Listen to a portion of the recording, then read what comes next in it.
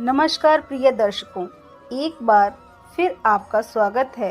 प्रिय दर्शकों, आज फिर एक नया वीडियो, एक नई कहानी लेकर के हम हाजिर हुए हैं।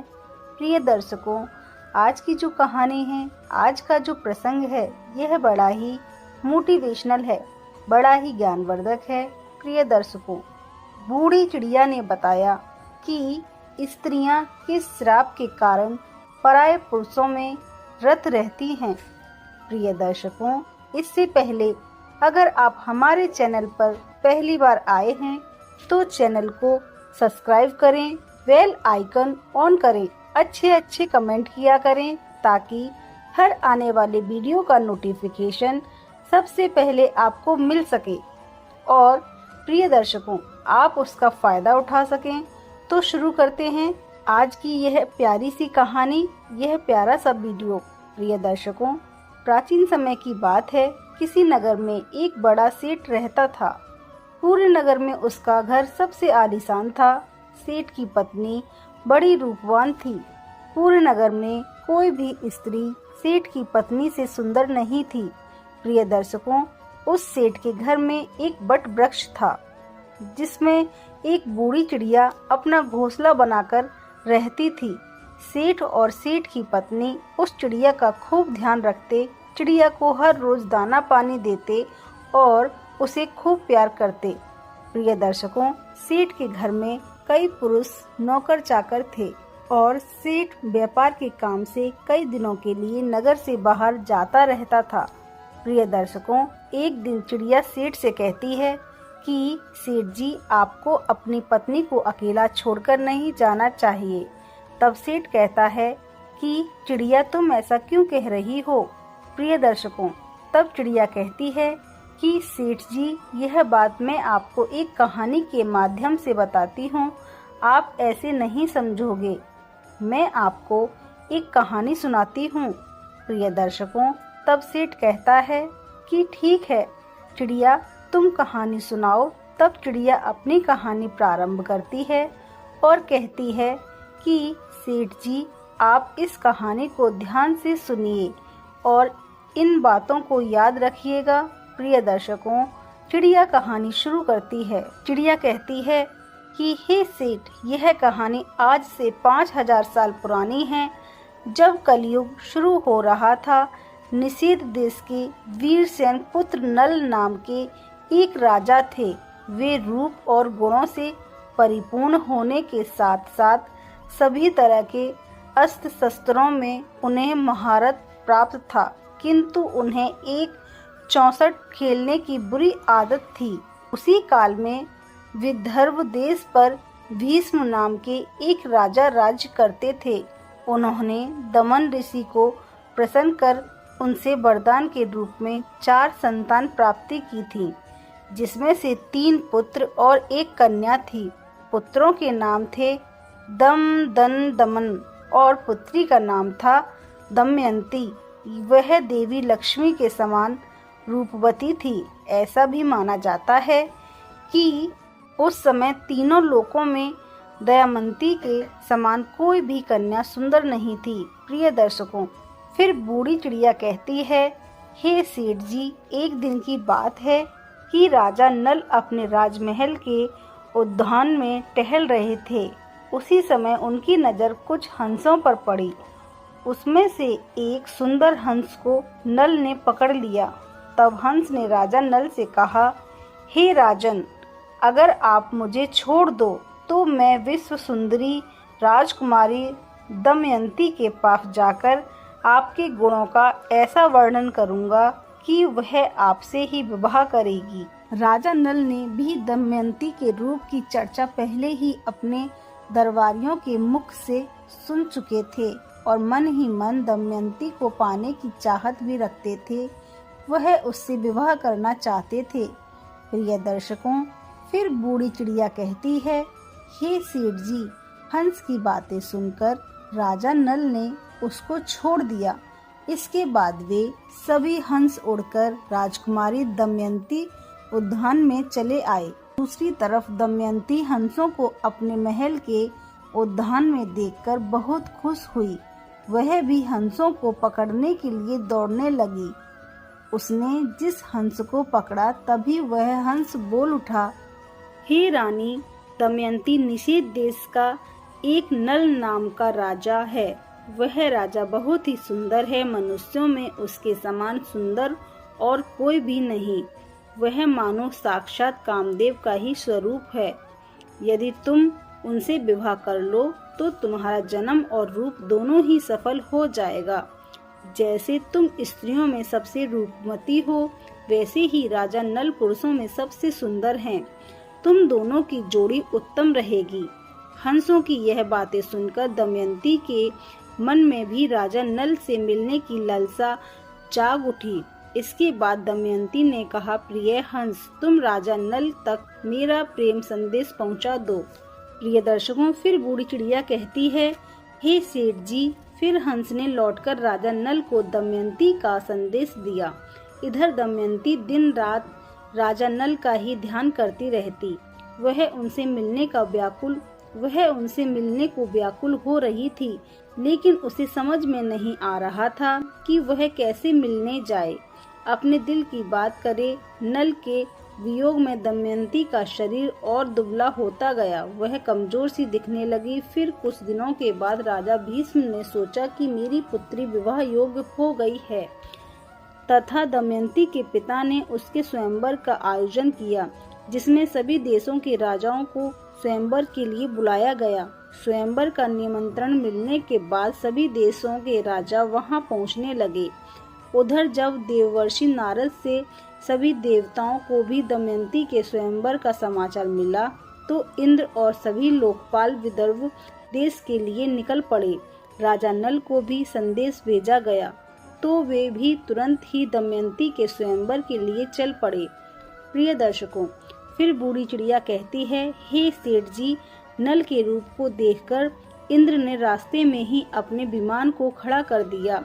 अपनी राह में राजा नल ने जब सभी देवताओं को देखा तो अपने रथ से नीचे उतरकर उन सबको प्रणाम किया। फिर इंद्र ने राजा नल से कहा, हे वत्स राजनल, आप बहुत रूपवान और गुणवान हैं। कृपया करके आप हमें लोगों के दूत बन जाइए। आप हमारे दूत बनकर दमयंती के पास जाएं और कहें कि इंद्र, वरुण, अग्नि, कुबेर और यम देवता तुम्हारे पास आकर तुमसे विवाह करना चाहते हैं। इनमें से तुम जिसे चाहो उस देवता को अपना पति स्वीकार कर लो। मित्रों, यह सुनने के बाद नल ने दोनों हाथ जोड़ते हुए देवताओं से कहा, हे प्रभु, मैं एक दूत बनकर वहां कैसे जा सकता हूँ, जबकि मेरा और आप लोगों का वहां जाने का ही एक ही उद्देश्य है। इसलिए मैं आपका दूत बनकर वहां नहीं जा सकता।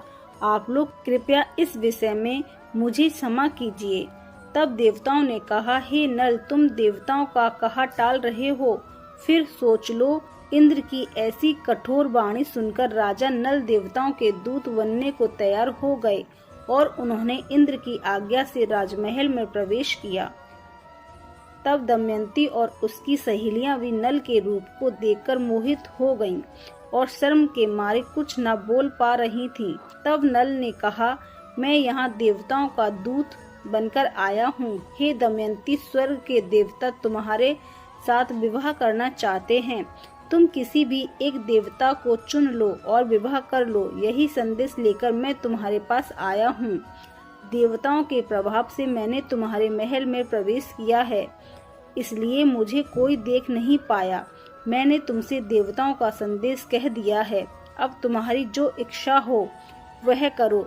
फिर बूढ़ी चिड़िया कहती है, हे सेठ जी, दमयंती ने बड़ी ही श्रद्धा के साथ देवताओं को प्रणाम किया और मंद मुस्कान के साथ कहा, स्वामी, मैं तो आपको ही अपना सर्वस्व मानकर खुद को आपके चरणों में सौंपना चाहती हूँ।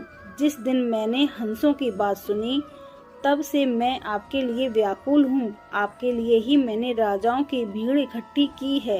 यदि आप मुदासी की प्रार्थना अस्वीकार कर देंगे तो मैं जहर खाकर मर जाऊंगी। दमयंती के मुख से ऐसी बातें सुनकर राजा नल ने कहा, हे देवी, जब बड़े बड़े लोकपाल देवता आपसे विवाह करना चाहते हैं, तो फिर आप मुझ मनुष्य को क्यों वर्ण करना चाहती हैं? मैं तो इन देवताओं के चरणों की धूल के बराबर भी नहीं हूँ। आप उन्हीं में से किसी एक से विवाह कर लीजिए। देवताओं का अप्रिय करने पर इंसान की मृत्यु भी हो सकती है, अतः आप मेरी रक्षा करें और उनका वर्ण कर लें। नल की यह बात सुनकर दमयंती घबरा गई। उसकी आंखों से आंसू छलकने लगे और वह मंद स्वर में बोली, मैं आपको वचन देती हूँ कि मैं आपको ही पति के रूप में वर्ण करूँगी। तब राजा नल ने कहा, परंतु इस समय मैं यहाँ देवताओं का दूत बनकर आया हूँ। अगर इस समय मैं अपने स्वार्थ की बात करने लगूं तो यह बात सही नहीं होगी। मैं तुमसे विवाह कर सकता हूँ, लेकिन जब वे धर्म के विरुद्ध ना हो। तभी राजकुमारी बोली, इसके लिए मेरे पास एक उपाय है। उसके अनुसार काम करने पर आपको दोष भी नहीं लगेगा और हमारा विवाह भी संपन्न हो जाएगा। उपाय यह है कि आप सभी लोगों के साथ स्वयंवर मंडप में आएं और मैं आपको ही वरमाला डाल दूंगी। प्रिय दर्शकों, फिर बूढ़ी चिड़िया कहती है, सेठ जी, राजा नल वापस देवताओं के समक्ष पहुंच गए और देवताओं के पूछने पर उन्होंने बताया कि वे रानी के पास तो दूत बनकर गया था, लेकिन वह और उसकी सखियां सभी मुझ पर मोहित हो गईं और आप लोगों के प्रस्ताव को उनके सामने रखने के बाद भी वे मुझे ही वर्ण करने पर तुली हैं। कुछ समय बाद वह स्वयंवर की घड़ी आ गई। राजा भीष्म ने सभी को स्वयंवर सभा में बुलाया। सभी राजा अपने अपने स्थान पर आकर बैठ गए। तभी दमयंती भी आ गई। सभी राजाओं का परिचय दिया जाने लगा। वह उन्हें देख आगे बढ़ने लगी। तभी इसी कतार में दमयंती को एक ही स्थान पर नल के समान हूबहू दिखने तथा वैसे ही वेशभूषा वाले 5 राजकुमार खड़े दिखाई दिए। तब वह हैरान हो गई और मन ही मन विचार करने लगी कि इन 5 में से राजा नल को कैसे पहचानूं। तभी वह समझ गई कि यह देवताओं की माया है और अंत में दमयंती ने निश्चय किया कि इस समस्या से बाहर निकलने के लिए वह देवताओं की सहायता मांगने लगी और अपने हाथ जोड़कर देवताओं की स्तुति करने लगी और कहने लगी, हे देवताओं, हंस के मुख से नल का वर्णन सुनकर मैंने उन्हें ही पति के रूप में वर्ण कर लिया था और उसी को पाने के लिए मैंने यह स्तुति शुरू की है। कृपा करें आप लोग अपने साक्षात रूप में प्रकट हो जाएं, जिससे मैं राजा नल को पहचान सकूं। देवताओं ने प्रसन्न होकर उसे ऐसी शक्ति दी जिससे वह देवता और मनुष्य में अंतर कर सके। तत्पश्चात वह राजा नल के गले में माला डालकर उसका वर्ण कर लिया। प्रिय दर्शकों, फिर बूढ़ी चिड़िया कहती है, हे सेठ जी, स्वयंवर पूरा होने के बाद देवता वापस स्वर्ग की ओर जा रहे थे। उस समय उसकी मार्ग में ही कलयुग और द्वापर से भेंट हो जाती है। तब इंद्र ने पूछा, कलयुग कहाँ जा रहे हो? तब कलयुग ने कहा, मैं दमयंती के स्वयंवर में उससे विवाह करने के लिए जा रहा हूँ। फिर इंद्र ने बताया, अरे स्वयंवर तो कब का पूरा हो गया है। दमयंती ने नल का वर्ण कर लिया, हम लोग तो बस देखते ही रह गए। यह सुनकर कलयुग बोला, यह तो अनर्थ हो गया। उसने देवताओं का घोर अपमान किया, इसलिए उसे इस अपराध का दंड अवश्य मिलना चाहिए। सभी देवताओं ने कहा, दमयंती ने हमारी आज्ञा प्राप्त करके ही नल को वर्ण किया है। हे कली, वास्तव में नल सर्वगुण संपन्न और उसके लिए योग्य वर है, इसलिए उसको श्राप देना पुण्यवान ब्राह्मण को नरक में गिरने के समान है, जो कि एक महापाप है। प्रिय दर्शकों, फिर बूढ़ी चिड़िया कहती है, हे सेठ जी, ऐसा कहकर देवता आगे बढ़ गए, लेकिन कलयुग और द्वापर इसी विषय पर बात कर रहे थे। कलयुग ने द्वापर से कहा, मैं अपना क्रोध शांत नहीं कर सकता, इसलिए नल के शरीर में निवास करूंगा और उसे मैं राजविहीन कर दूंगा। उस स्थिति में दमयंती के साथ नहीं रह सकेगा। उसे चौसे का बड़ा शौक है, इसलिए तुम भी चौसों के पासों में प्रवेश करके मेरी सहायता करना। और द्वापर ने भी उसकी बात मान ली। इसके बाद द्वापर और कलयुग दोनों ही नल की राजधानी गए। लेकिन कली को नल के शरीर में प्रवेश करने का कोई मार्ग नहीं मिल रहा था। वह सिर्फ एक अवसर चाहता था नल के शरीर में प्रवेश करने का। इसी तरह समय बीतता गया, लेकिन कलयुग कुछ न कर पाया। फिर 12 वर्ष पश्चात एक दिन राजा नल संध्या के समय लघु शंका से निवृत्ति होकर बिना हाथ पैर धोए भोजन करने को बैठ गए। यह अपवित्र अवस्था देखकर कलयुग उसके शरीर में प्रवेश कर गया। वही कलयुग दूसरा रूप धारण करके उनके भाई जो अलग रहकर अपना राज चलाते थे पुष्कर के पास गया और उससे कहने लगा, तुम नल के साथ चौसे खेलो, मैं वचन देता हूँ मैं तुम्हें निश्चित रूप से उसका राज जिताने में तुम्हारी मदद करूँगा। पुष्कर ने कलयुग की बात मान ली और नल के पास शीघ्र ही चला गया।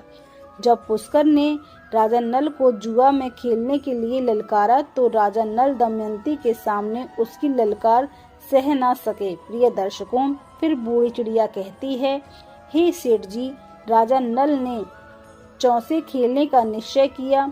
फिर खेल प्रारंभ हुआ। उस समय नल के शरीर में कलयुग प्रवेश कर चुका था और पासों में द्वापर था, इसलिए नल जो कुछ भी जुए में लगाते वह हार जाते। प्रजा और मंत्रियों ने राजा को रोकना चाहा, लेकिन वे सब कुछ हारने तक नहीं रुके। जब मंत्रियों ने रानी तक राजा को रोकने का संदेश पहुंचाया, तब दमयंती ने राजा नल से कहा, हे स्वामी, आपकी सारी प्रजा आपके दुख के कारण अचेत हुई जा रही है। इतना कहकर दमयंती भी रोने लगी, लेकिन राजा नल कलयुग के वश में होने के कारण उसकी एक बात भी नहीं सुन रहे थे और जुआ खेलते रहे। द्वापर का पासों पर नियंत्रण था, इसलिए राजा नल जो भी पासे फेंकते उनके प्रतिकूल ही पड़ते। जब दमयंती ने देखा तो राजा नल के सारथी को बुलाकर बच्चों को रथ में बिठाकर कुंडी नगर को भेज दिया। इसके बाद पुष्कर ने राजा नल का सारा धन चौसों में जीत लिया और बोला, क्या तुम्हारे पास दांव पर लगाने के लिए कुछ और भी है? अगर तुम दमयंती को दांव पर लगाने के लायक समझो तो उसे भी लगा सकते हो, बदले में मैं सब कुछ वापस लौटा दूंगा। लेकिन राजा नल ने दमयंती को दांव पर नहीं लगाया। मित्रों, चौसे में जब कुछ हारने के बाद राजा नल और दमयंती जंगल जंगल भटकने लगे तो उन्हें भोजन तक नसीब नहीं होता। एक दिन राजा नल ने देखा कि कई पक्षी उनके पास आकर बैठ गए। उन पक्षियों के पंख सोने के समान चमक रहे थे। नल ने सोचा कि अगर मैं इन पक्षियों के पंख प्राप्त कर लूं तो इनसे कुछ धन मिल सकता है। ऐसा सोचकर उन्हें पकड़ने के लिए नल ने उन पर अपने पहने हुए वस्त्र डाल दिए, लेकिन पक्षी उनके वस्त्र भी लेकर उड़ गया। असल में वे पक्षी नहीं थे। राजा के पास जो राजवस्त्र थे वे कलयुग पक्षी बनकर उसे भी छीनने को आया था। नल अब नंगे होकर बड़ी ही खिन्नता के साथ ऊपर देखता हुआ रह गया और मायूस होकर वह दमयंती के पास पहुंचा और उसे सामने का मार्ग दिखाने लगा। दमयंती, तुम देख रही हो, यहाँ बहुत से रास्ते हैं। एक रास्ता अवंती की ओर जाता है, दूसरा पर्वत से होकर दक्षिण देश के सामने विंध्याचल पर्वत है। यह पायोशनी नदी समुद्र में मिलती है और यह कौशल देश का मार्ग है। राजा नल का दुख और लाचारी देखकर दमयंती की आंखें आंसुओं से भर गईं। नल से कहा, क्या आपको लगता है कि मैं आपको छोड़कर अकेली जा सकती हूँ? मैं आपके साथ रहकर ही आपके दुखों को बांटना चाहती हूँ। दुख में आपका साथ देना मेरा पहला धर्म है। ऐसा कहकर नल के मन के दुखों को हल्का कर देती है। उस समय नल के शरीर पर एक भी वस्त्र नहीं था और ना ही जमीन पर सोने या बैठने के लिए कोई वस्त्र थे। प्रिय दर्शकों, फिर बूढ़ी चिड़िया कहती है, हे सेठ जी, नल और दमयंती के साथ कलयुग ने अपना क्रोध इस प्रकार से निकाला। फिर संध्या के समय वे दोनों वहीं पर ही सो गए।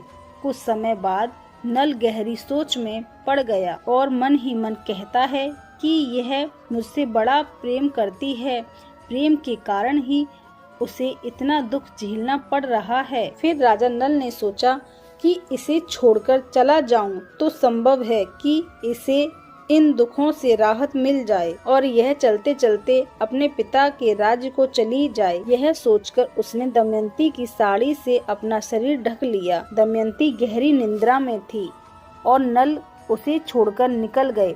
दरअसल शरीर में कलयुग का प्रवेश होने के कारण राजा नल की बुद्धि भ्रष्ट हो गई थी, इसलिए वह अपनी पत्नी को वन में अकेला छोड़कर वहां से चले गए। दमयंती की नींद टूटी, तब उसने देखा कि राजा नल वहां नहीं है। यह देखकर वह चौंक गई और राजा नल को पुकारने लगी। जब दमयंती को राजा नल बहुत देर तक दिखाई नहीं पड़े तो वह जोर जोर से रोने लगी और भटकती हुई जंगल के बीच पहुंच गई। वहां एक बड़े से अजगर ने दमयंती पर हमला कर दिया और दमयंती चिल्लाने लगी। तब उसके स्वर एक व्याध के कान में पड़े। वह उधर ही घूम रहा था। वह दौड़कर वहां आया और यह देखकर ही दमयंती को अजगर निकल रहा है, तभी उस शिकारी ने तेज बाणों से उस अजगर का मुंह चीर डाला। फिर उसने दमयंती को अजगर से छोड़ा, करहर सहारा देकर भोजन करवाया। तत्पश्चात तुम कौन हो, किस कष्ट के कारण इस निर्जन वन में भटक रही हो, ऐसा पूछा। मित्रों, दमयंती की सुंदरता चाल देखकर वह व्याध उस पर अत्यंत मोहित हो चुका था। वह दमयंती से मीठी मीठी बातें करके उसे अपने बस में करने की कोशिश करने लगा। दमयंती ने कहा कि मैंने राजा नल के अलावा किसी और का भी चिंतन कभी नहीं किया, और अगर यह सत्य हो तो यह व्याध अभी भस्म होकर मर जाए। यह मेरा श्राप है। दमयंती के इतना कहते ही व्याध के बाण पखेरु उड़ गए। उसके मर जाने के बाद दमयंती इस निर्जन और भयंकर वन में खो चुकी थी। फिर रास्ते में मिले लोगों से पूछते हुई उत्तर की ओर बढ़ने लगी। भटकते हुए 3 दिन और 3 रात बीत गए और फिर वह अगले दिन शाम के समय राजा सुबह के राज्य में जा पहुंची। प्रिय दर्शकों, फिर बूढ़ी चिड़िया कहती है, हे सेठ जी, वहाँ उसे सब लोग पागल समझ रहे थे।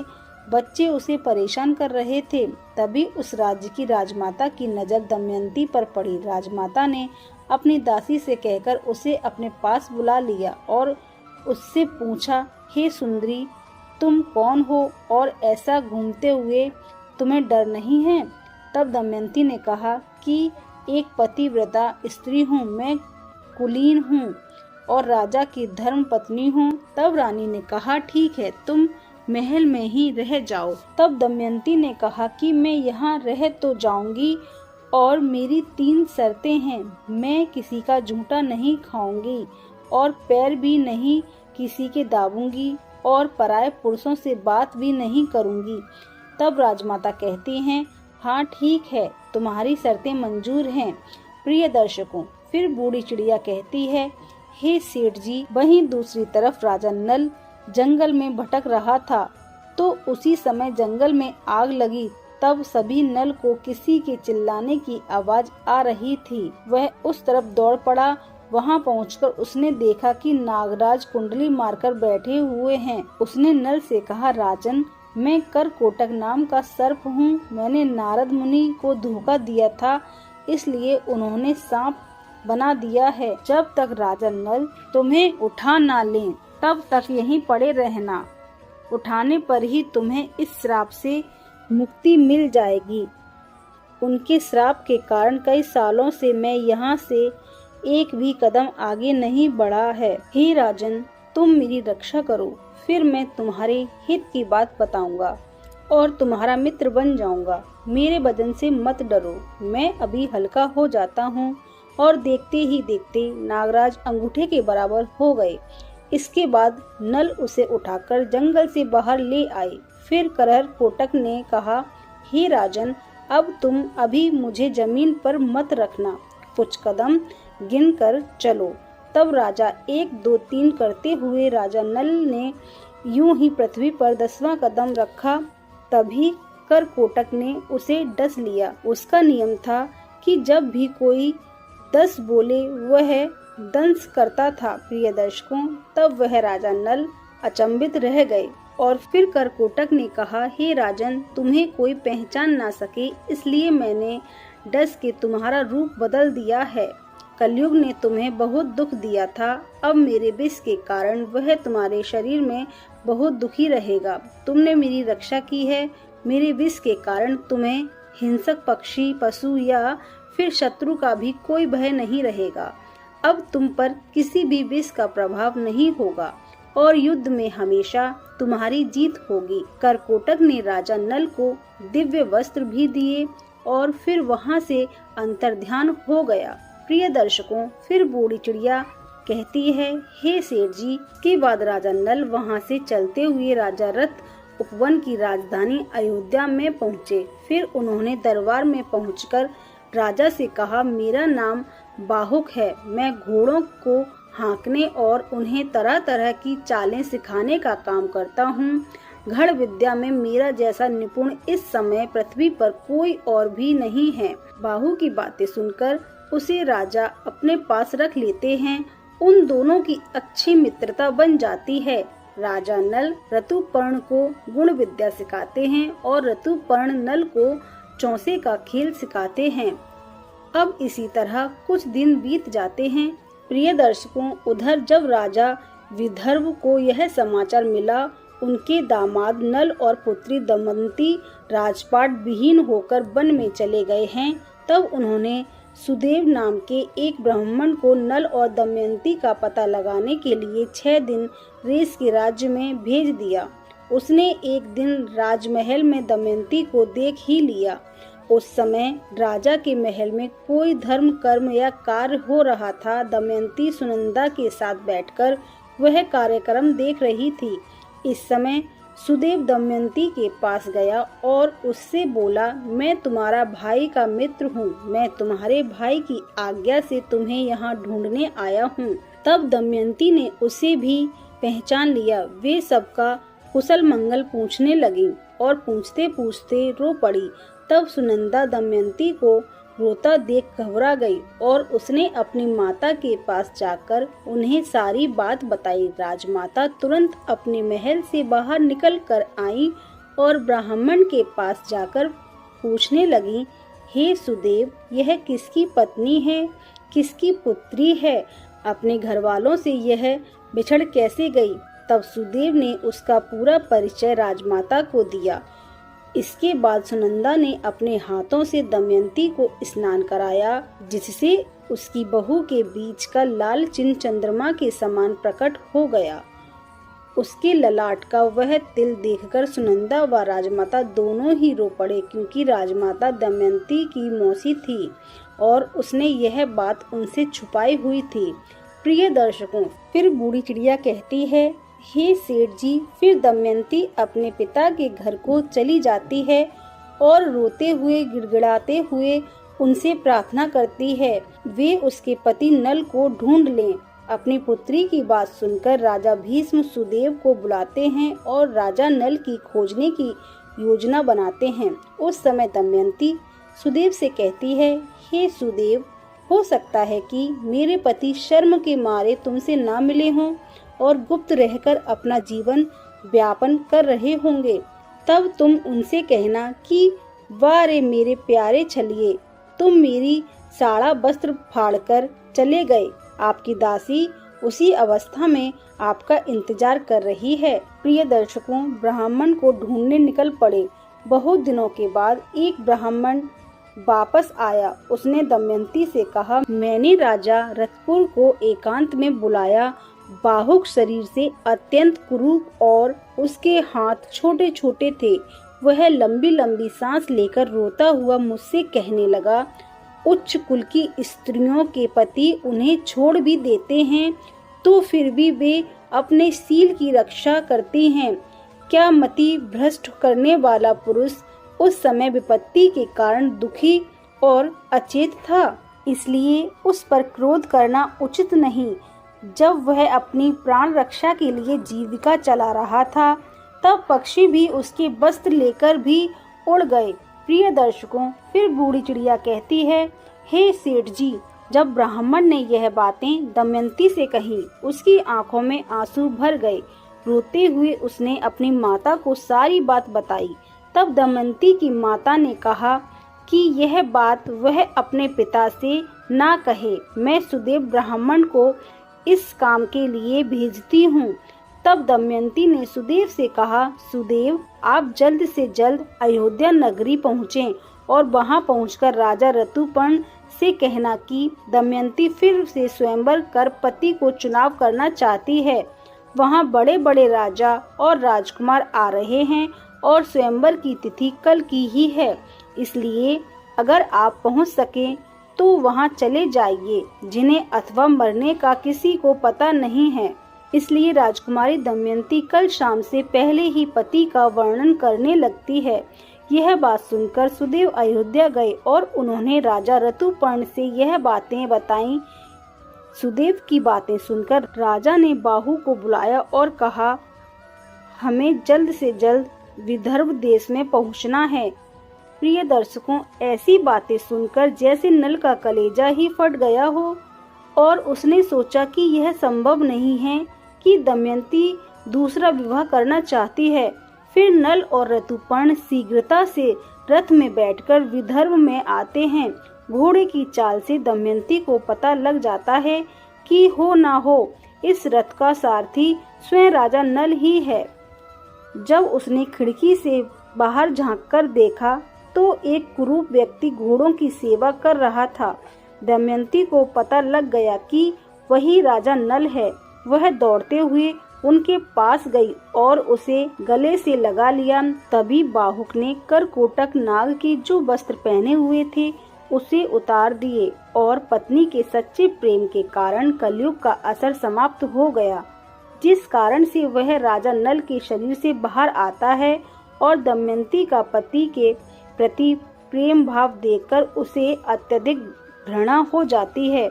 वहीं राजा नल भी अपने पूर्व रूप में वापस आ जाते हैं। प्रिय दर्शकों, फिर बूढ़ी चिड़िया कहती है, हे सेठ जी, किंतु अभी भी द्वापर युग का काल थोड़ा शेष था, जिस कारण से कली नल और दमयंती को अपने वशीभूत नहीं कर पाया और उसने क्रुद्ध होकर दमयंती को श्राप दिया कि हे दमयंती, आज तो तुम मेरे वशीभूत नहीं हो पाई, अभी मैं तुम कलयुग की नारियों को श्राप देता हूँ। प्रिय दर्शकों, तभी बूढ़ी चिड़िया कहती है, हे सेठ जी, अब मैं आपके सारे प्रश्नों के उत्तर देती हूँ जो कलयुग ने स्त्रियों को दिए थे।